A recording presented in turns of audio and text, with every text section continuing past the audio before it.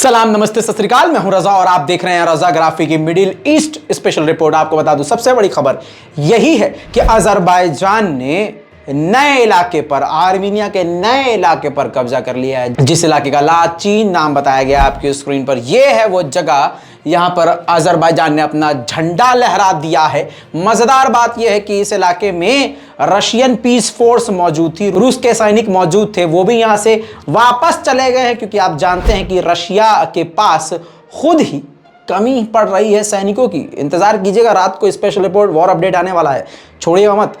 तो दोस्तों, आपको बता दूं कि वहां पर रूसी सैनिक जो थे वो भी चले गए हैं, और वहां पर जो आर्मीनिया के लोग थे और आर्मीनिया के कुछ जो सैनिक थे वो भी उस जगह को छोड़ चुके हैं। दोस्तों, ये रिजल्ट है उसका। कुछ दिन पहले आर्मीनिया ने अजरबैजान के इलाके पर हमला किया था।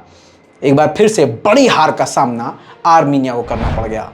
रूस पर पाबंदी लगाकर पूरे यूरोप को मुसीबत में खुद ही अमेरिका ने डाल दिया है। जिन मुस्लिम कंट्रीज से मुंह फेरते थे यूरोप की कंट्रियां, अब वही मुस्लिम देशों के पैरों में जाकर गिर रहे हैं। दोस्तों, एक कंट्री है, मुस्लिम कंट्री है अल्जीरिया।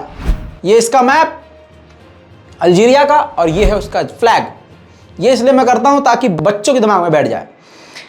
दोस्तों, अब इमैनुअल मैक्रोन, फ्रांस के राष्ट्रपति, अल्जीरिया पहुंचे हैं भीख मांगने तेल और गैस की। लेकिन आप सोच रहे हैं इसमें कौन सी बड़ी बात है? बड़ी बात है मेरे दोस्त, बड़ी बात है। सुनिए, अब इतिहास सुनिए। सन 1830 में, 1830 में इसी फ्रांस ने पूरे के पूरे अल्जीरिया पर कब्जा कर लिया था हमला करके, और 132 साल तक उस पर राज किया। जी हां, और जिसकी आजादी की लड़ाई में 5 मिलियन यहां के लोग बेगुनाह मारे गए।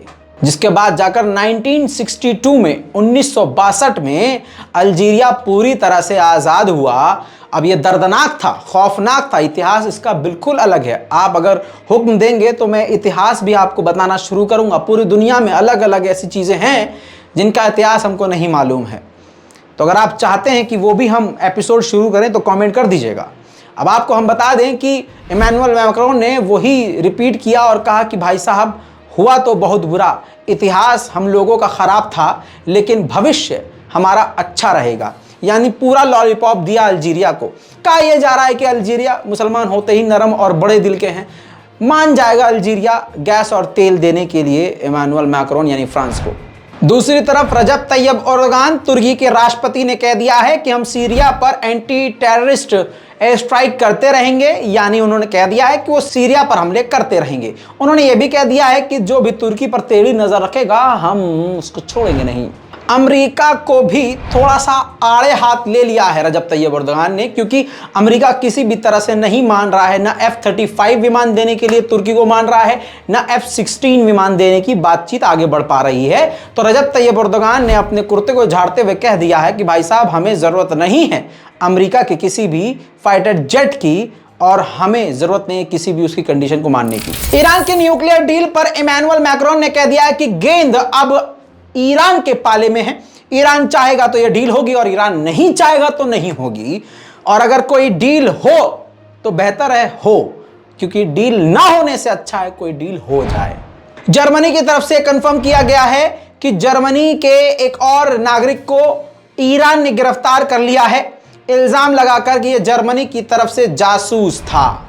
वहीं जॉर्डन के एक्स मिनिस्टर ने भी फिलिस्तीनियों के हक में बोलते हुए कहा है कि जो आपको इजराइल के द्वारा एयरपोर्ट दिया गया है उसका इस्तेमाल मत करिए। हालांकि फिलिस्तीन अथॉरिटी ने पहले ही कह दिया है कि हम इसके दान को एक्सेप्ट नहीं करेंगे, हमें इसकी भीख नहीं चाहिए।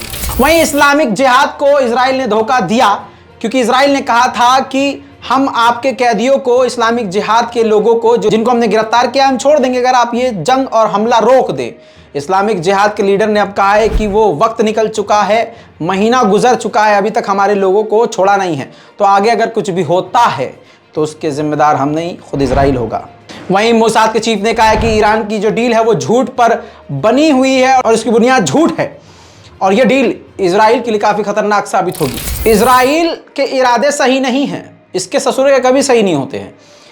इजराइल के डिफेंस मिनिस्टर अमेरिका पहुंचे और बड़े बड़े नेताओं से मिलने के बाद उन्होंने कहा कि ईरान पर हमला करने के लिए और हमारे साथ हमला उन पर करने के लिए पूरी तरह से तैयार रहे। वहीं एक बड़ी खबर यह आ रही है कि श्रीलंका में मौजूद जो चीनी राजदूत हैं उन्होंने भारत का बिना नाम लिए हुए निशाना साध दिया है। उन्होंने कहा है कि बाहरी जो लोग हैं वो हमारी तरक्की से जल रहे हैं और हमारे कामों में हस्तक्षेप कर रहे हैं। चीनी जासूसी जो शिप वहां पर जो पहुंचा था श्रीलंका के हब्बन-टोटा पोर्ट पर, उस पर यह बयान देते हुए चीन ने भारत को निशाने पर लिया।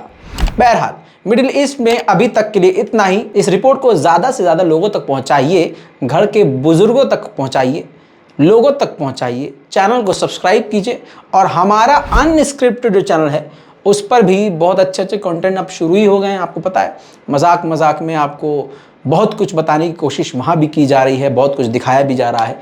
जाके देखिए, उस चैनल को भी सब्सक्राइब कीजिए और दुआओं में याद रखिए। जय हिंद।